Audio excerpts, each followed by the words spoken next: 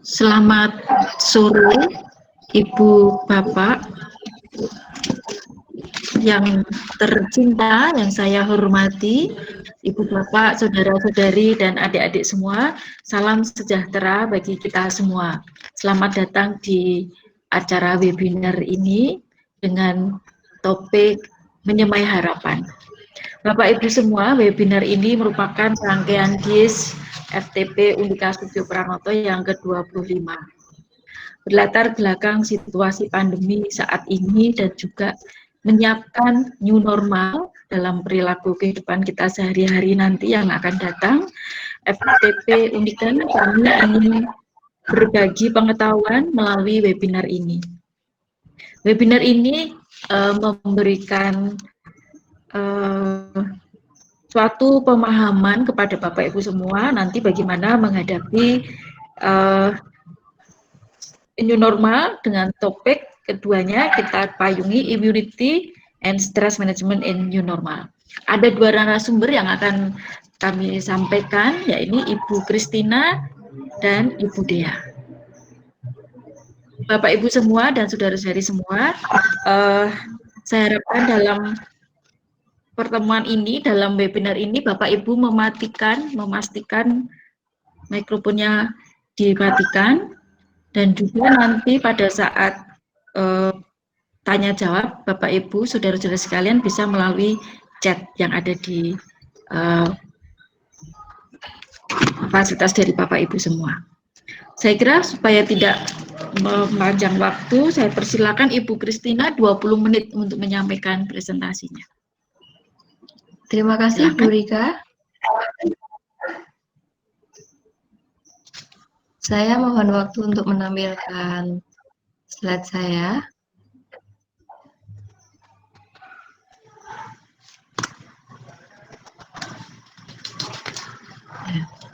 Selamat sore, Ibu Bapak semuanya.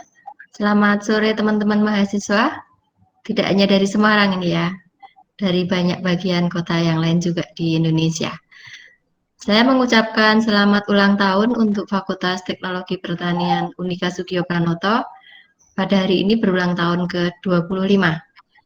Semoga terus berkembang, terus dapat mengembangkan ilmu teknologi pangan, dan bisa terus berkarya di masyarakat.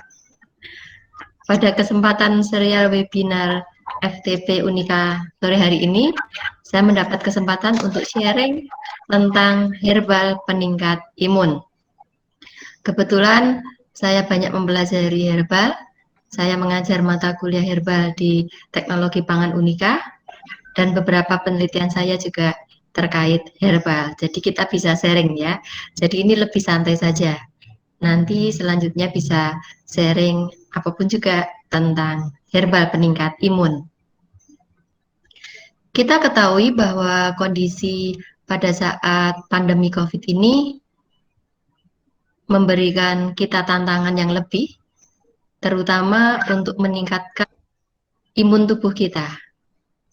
Selain kita menjaga kebersihan lingkungan, kemudian kita harus tetap tahu bahwa di setiap saat kita menggunakan masker, hand sanitizer, dari imun tubuh yang baik itu bahkan kita bisa mencegah infeksi COVID-19. Nah, bagaimana caranya? Ini sudah banyak disaringkan. Ya, ini juga saya ambil dari internet poster ini. Istirahat yang cukup ya untuk dewasa 7-8 jam. Kemudian kalau remaja 9-10 jam, apakah sudah terpenuhi semuanya, Ibu Bapak dan teman-teman? Ya, sudah, Bu. diupayakan. Sudah ya? Ya, walaupun kadang saya juga kurang dari 7 jam nih, harus lebih tertib nih ya. Karena menyiapkan tugas kuliah online untuk banyak materi yang disampaikan. Kemudian banyak makan sayur dan buah gitu ya. Jadi asupan konsumsi kita juga harus diperbanyak serat, vitamin gitu ya. Kemudian rutin berolahraga. Nah, ini juga menjadi tantangan karena di rumah saja kan terbatas ya. Kalau kita belajar dari rumah, ya stay at home. Nah, harus banyak upaya nih bagaimana tetap bisa berolahraga. Lalu menghindari stres, ini juga penting ya, selalu bisa merasa gembira, bahagia walaupun saat pandemi seperti ini dan tidak bisa dolan jauh-jauh ya. Nah, ini nanti juga yang akan disampaikan oleh rekan saya Bude ya, karena stres yang tidak terkendali ini akan menghasilkan hormon kortisol yang bisa menurunkan sistem imun. Nah, jadi terkait nanti antara materi berikutnya. Kemudian menghindari rokok dan alkohol karena bisa menurunkan sistem imun, dan bisa ada tambahan ini ya, tapi ini juga ya bisa memberikan peningkatan imun, tetapi bukan yang utama. Ini yang akan kita bahas di sini, yaitu konsumsi suplemen. Ya, suplemen tersebut bisa berupa vitamin, vitamin B6 terutama, C, E, dan juga bisa kita konsumsi herbal sebagai peningkat imun. Dimana kalau sudah kita ketahui itu yang komersial itu ya, banyak yang menjual itu echinacea, kemudian mengkudu, mineral dalam bentuk kapsul ya sebagai herbal fitofarmaka. Nah, kita kenalan dulu nih dengan imun. Kenapa sih sistem imun kita ini perlu ditingkatkan? Nah, karena imun itu akan melindungi tubuh kita dari invasi penyebab penyakit. Jadi sistem imun itu bisa menghancurkan, ya, bisa membunuh, menghilangkan mikroorganisme, substansi asing yang masuk ke dalam tubuh kita. Dan bisa menghilangkan jaringan atau sel yang mati atau rusak untuk perbaikan jaringan.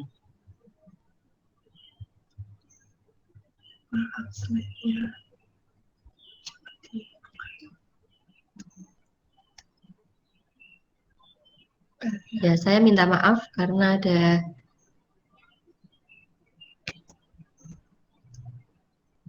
slide yang tidak muncul.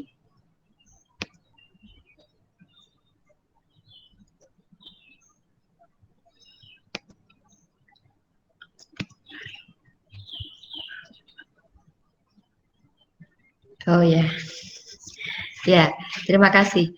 Jadi tadi saya menjelaskan tentang bagaimana mencegah infeksi COVID-19 ya melalui banyak hal.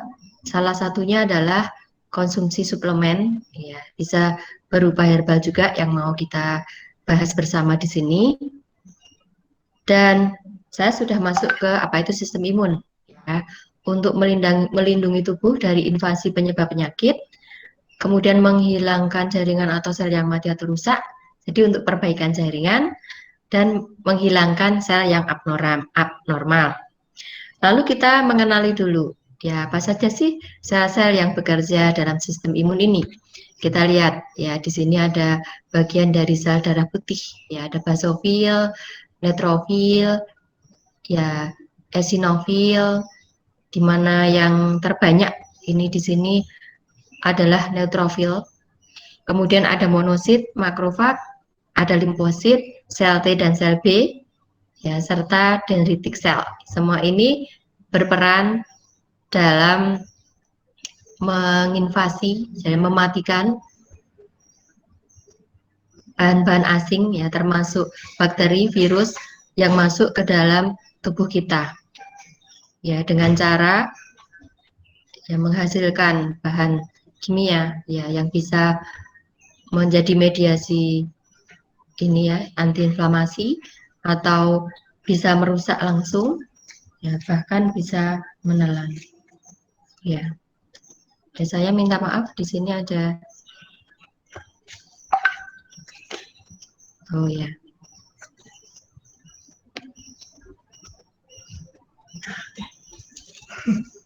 Ya. Oke. Ya. Oke, saya lanjutkan ya. Oke, semua masih tetap bersama. jadi ini kondisi ya di dalam sel kita, ya sel darah kita ada sel darah putih, kemudian ada plasma sel, lalu ada makrofag yang juga memakan ini ya bakteri, virus yang masuk ke tubuh kita. Kemudian ada sel B dan sel T. Kemudian ada natural killer cell, di mana semuanya nanti kalau kita akan membahas herbal, ya nanti secara aktif fungsinya itu akan bisa mengaktifkan ya sel-sel yang menolong dalam menginvasi bahan-bahan asing, virus, bakteri yang masuk ke dalam tubuh.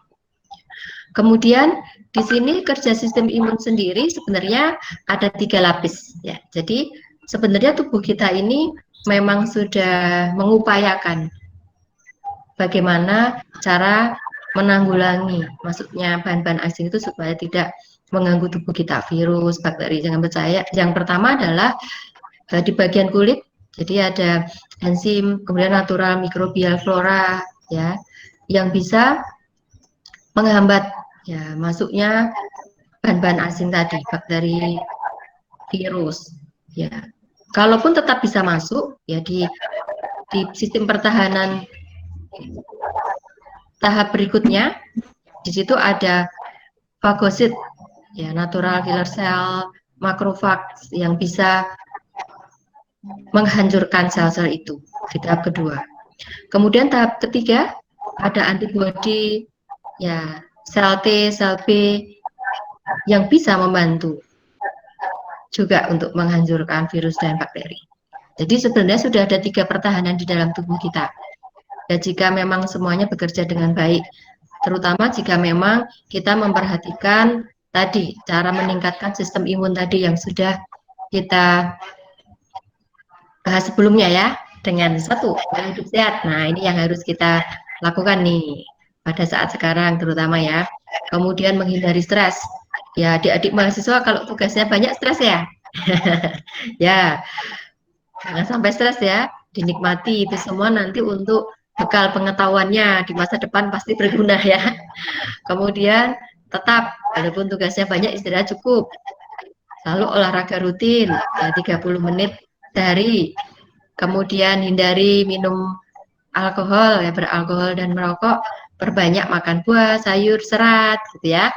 Kemudian ya bukan hal yang utama tapi ini tambahan juga untuk meningkatkan sistem imun, konsumsi vitamin C, ya vitamin B6, vitamin E, bisa juga dari fitofarmaka herbal, ya echinacea, meniran morinda, dan juga kita bisa mengkonsumsi minuman, makanan fungsional yang bahan dasarnya itu adalah herbal. Ya, karena itu semua fungsinya untuk meningkatkan imun. Kalau imunnya lelah, nah ini banyak virus berada di sekitar kita. Ya, kalau pertahanannya kita kuat, kita akan bisa terus sehat. Nah, dari tadi ya, salah satunya adalah makan buah. Nah, ini banyak buah yang mengandung vitamin C tinggi. Nah, ini dari 8 buah dengan vitamin C tertinggi. Lihat di sini. Ya, mungkin kalau orang Semarang menyebutnya jamblang ya. Ada yang menyebut duet, ini vitamin C-nya sangat tinggi. Kemudian jambu biji, pepaya, kelengkeng, mangga, stroberi, jeruk, nanas. Ya, itu bisa menjadi konsumsi rutin harian. Lalu yang akan kita diskusikan bersama di sini, dari Kementerian Kesehatan Republik Indonesia juga menyampaikan untuk mencegah virus COVID, infeksi COVID-19 dengan meningkatkan daya tahan tubuh dengan konsumsi herbal. Ya, di sini disebutkan ada 6 ya dari Kementerian Kesehatan. Yang pertama adalah pegagan, kemudian bawang putih. Ya, nanti kita lihat satu persatu. Kemudian temulawak, meniran, kunyit, dan temu mangga. Ya, temu mangga. Nah, ini semua bisa menghasilkan komponen bioaktif yang perannya itu bisa meningkatkan sel imun. Ya, kita akan melihat satu persatu. Kemudian sebenarnya ya tanaman-tanaman ini terutama meniran ini ada di sekitar kita, ini termasuk tanaman liar sebenarnya ya. Kalau di kampus Unika Sugio Pranoto ini juga banyak ya, di taman-taman ini tumbuh liar di sela-sela. Kemudian pegagan, ya ini juga bisa kita tanam.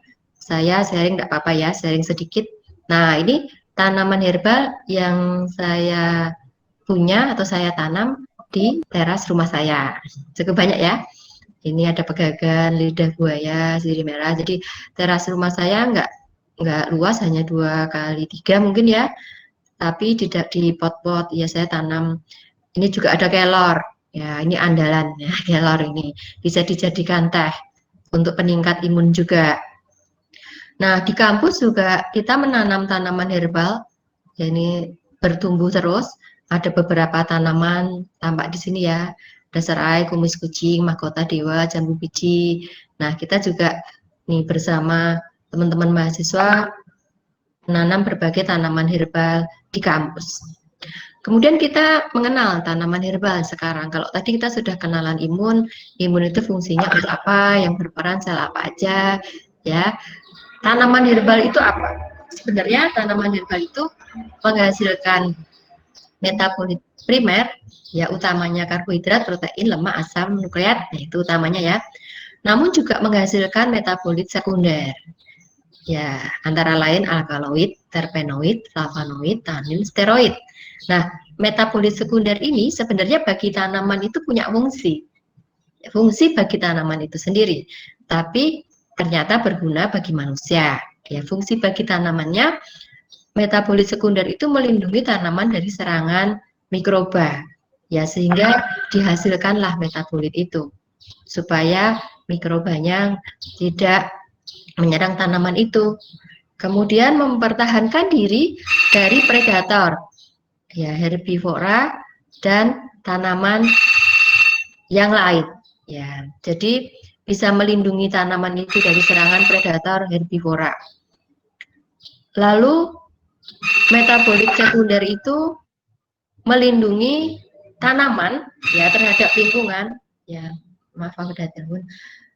Misalkan ada paparan sinar matahari yang sangat kuat, ya, yang bagi tanaman itu sebenarnya bisa mengganggu keberlangsungan hidupnya.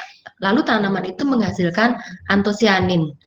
Nah, antosianin ini bagi tanaman berguna karena melindungi dari paparan ultraviolet.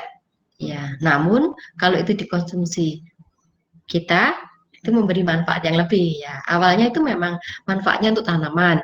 Kemudian ada agen artan ya, misalkan memproduksi pigmen berwarna cerah ya, supaya kalau misalkan ya serangga-serangga itu mendekat itu bisa ditiadakan ya oleh tanaman itu. Oke, kalau kita melihat komponen tadi metabolit sekunder, kita bisa lihat di sini, ini sudah dikelompokkan ya, ada terpenoid dan saponin, kemudian ada alkaloid, ada fenolat, bisa kita lihat di sini masing-masing fungsinya.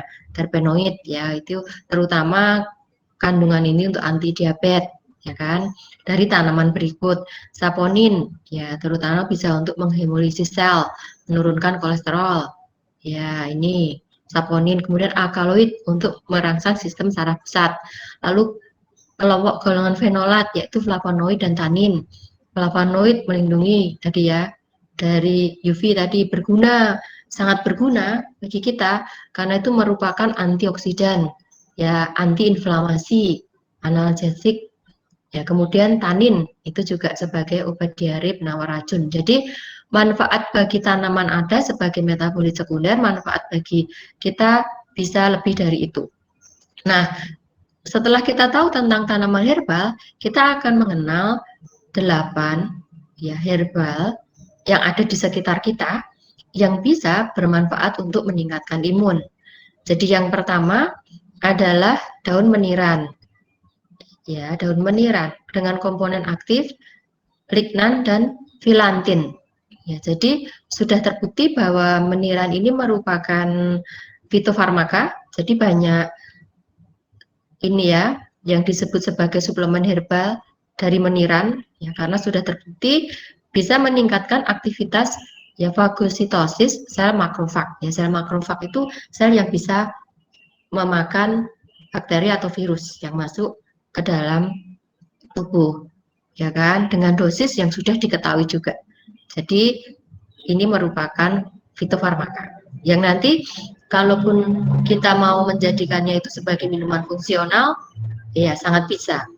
Kemudian yang kedua, yang juga perannya sebagai ini ya, peningkat imun yang baik itu adalah lidah buaya dengan komponen aktifnya asemanan yang bisa mengaktifkan ya, sel B dan T, fagositosis makrofag, dan ekspresi sitokin. Ya, ini juga sudah terbukti dengan dosis yang ditentukan ini. Ya, mucilago itu getah dari lidah buaya yang dikeringkan, itu ya.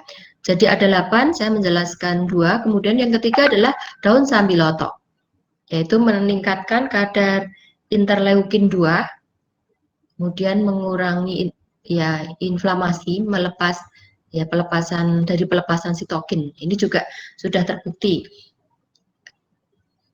Daun sambiloto ini sebagai peningkat imun. Kemudian daun katuk. Ya, daun katuk mungkin juga banyak ya di sekitar rumah kita. Tadi meniran, kalau meniran itu tanaman liar, banyak di mana-mana kita bisa ketahui. Lidah buaya banyak juga yang menanam kan, sambiloto, daun katuk. Ya, daun katuk itu biasanya juga digunakan untuk ibu-ibu ya yang punya bayi ya. Ini juga mengaktifkan interleukin 2 dan proliferasi limfosit dengan dosis yang sudah ditentukan karena kandungannya quercetin dan gamvarol yang ada di dalamnya. Kemudian herbal kelima adalah daun kelor. Ya, ini mungkin yang paling banyak kita temukan di sekitar kita karena sekarang sudah banyak yang menanam juga ya. Dengan komponen aktif ya glikosida pirol alkaloid, saponin dan flavonoid. Ya, dapat meningkatkan jumlah sel T. Gitu ya. Ini saya yakin juga ibu-ibu, ibu bapak, teman-teman semua juga sudah banyak menjumpai daun kelor dan juga mengkonsumsinya sebagai teh ya. Lalu daun cipluan. Mungkin kalau teman-teman mahasiswa agak asing ini ya dengan tanaman cipluan. Ini juga sebagai tanaman biasanya juga ya tumbuh di kebun gitu ya secara liar, dan juga yang menanam itu bagus juga manfaatnya ya karena bisa meningkatkan makrofag dengan dosis ini. Lalu herbal yang ke-7 yang manfaat peningkat imunnya juga tinggi adalah bawang putih ya dengan komponen aktif alisin lektin yang mempengaruhi ya stres oksidatif, jadi mengaktifasi sel makrofag, merangsang proliferasi sel T. Lalu yang ke-8 adalah jintan hitam. Ya, ini juga meningkatkan sistem imun. Ya, jadi ya berpengaruh terhadap interleukin 4, meningkatkan proliferasi dan sekresi interferon gamma. Ya, jintan hitam dengan komponen aktifnya timoquinone. Nah, ke-8 herbal tadi ya sudah terbukti dengan komponen aktifnya ya dan juga sudah diteliti kadarnya bisa meningkatkan sistem imun. Kemudian dari penelitian terbaru yang dilakukan oleh Kareunisa ini bahwa di sini dikelompokkan beberapa komponen bioaktif. Ya, di sini bahan dari herbalnya dengan komponennya yang potensial ya untuk menginhibisi penghambat ya infeksi dari COVID-19 ya. Jadi dari komponen camferol dengan herbal di sini ya, bayam, kubis, daun dil, daun katuk, kemudian quercetin ada di komponen herbal ini, daun dil ya, fennel atau adas ya, onion, oregano, luteolin ya ada di olive, di starfruit, di chili pepper, kemudian kurkumin ya, ini kurkumin ada di turmeric dan kurkuma, lalu apigenin, lalu ropin, katekin ya, ini di green tea juga ya, green tea juga fungsinya bisa meningkatkan imun. ya green tea yang mengandung katekin, ya epikatekin galat, kemudian gingerol, alisin, ya ini ada pada jahe dan bawang. Nah, kalau pada rimpang, ya pada rimpang juga bisa ya meningkatkan sistem imun. Kita melihat di sini ini yang biasanya digunakan untuk bahan baku jamu. Ya, jadi bahan baku jamu itu ada kunyit asem, ya jahe, ya kencur, beras kencur, ada lempuyang, temulawak. Ini mengandung komponen bioaktif yang saya sharingkan di sini ya. Ya, jadi juga tadi sudah ada di rangkuman sebelumnya, ginger, jahe dengan gingerolnya, turmeric dengan kurkuminoidnya, lempuyang, kemudian finger roots ya, kencur dan kurkuma, temulawak dengan kurkuminoidnya juga. Kemudian di sini manfaatnya untuk kesehatan kita ya. Kesemuanya mempunyai manfaat sebagai antiinflamasi. Jadi antiinflamasi itu juga berperan dalam meningkatkan imun, ya imun tubuh kita. Jadi penggunaan rimpang untuk pembuatan jamu itu juga bisa bermanfaat ya bagi tubuh kita. Lalu selain jamu itu sendiri, ya tadi kan, olahan herbal dari bahan-bahan herbal yang sudah kita bahas, itu bisa kita buat menjadi minuman fungsional. Ya antara lain kalau kita lihat di sini ini ada infus water, kemudian ya di sini ada jus, ya jus herbal, lalu ada teh yang bisa kita buat, lalu di sini bisa dijadikan serbuknya ya supaya lebih siap saji begitu. Itu pilihan minuman fungsional ya olahannya. Lalu bagaimana dengan masakan? Nah, ini saya buat sendiri nih ya dari teras tadi ya. Dari teras rumah saya menanam kelor, ya ini bisa dibuat sayur bening kelor. Kemudian daun katuk ya bisa dibuat sayur daun katuk. Ya bisa dikonsumsi, rasanya enak juga ya. Dan bisa juga dibuat dikeringkan jadi teh herbal. Nah, di teknologi pangan Unika sendiri kita mengembangkan mata kuliah Herbal Food and Beverage, mempelajari tanaman-tanaman herbal itu bersama mahasiswa. Kita juga punya kebun di sini ya, kebun herbal. Ya, ini mahasiswa mengunjungi kebun herbal. Kita juga mengundang mahasiswa-mahasiswa dari luar kampus Unika untuk belajar herbal di Unika dan bagaimana mengolahnya menjadi produk pangan. Nah, untuk membuat herbal kering yang baik, ya juga teh yang baik, ya teh herbal yang baik, kita harus memperhatikan proses pengeringannya. Kita di kampus mempunyai alat solar tunnel dryer, sehingga menghasilkan produk yang berkualitas. Karena memang ya yang utama itu adalah keamanannya. Kalau mengeringkannya tidak baik, nanti akan bisa ditumbuhi jamur, ya yang bisa menghasilkan aflatoksin. Jadi kita harus mengolahnya dengan sangat baik supaya ada manfaat kesehatan, ya tidak mengganggu atau mempunyai keamanan pangan yang baik. Kemudian saya sharingkan ini produk-produk teh herbal yang dihasilkan oleh Lab Rekayasa Pangan, Teknologi Pangan Unika. Ada kulit manggis, kemudian kayu secang, teh kelor, teh daun sirsak. Lalu saya sharingkan satu hasil penelitian.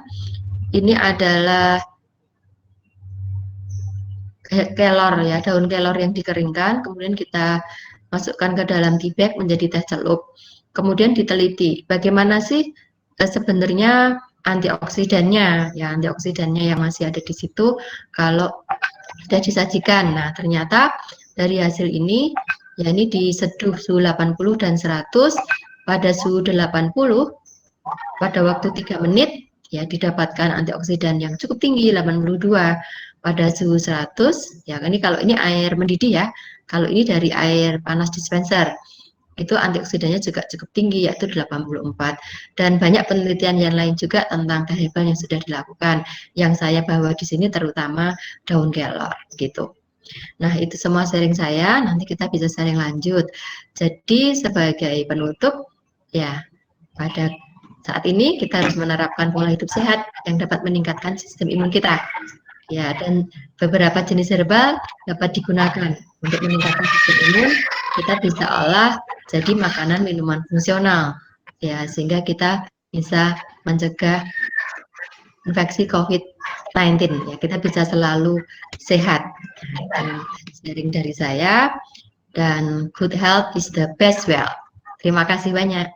Saya kembalikan ke Sirika. Terima kasih.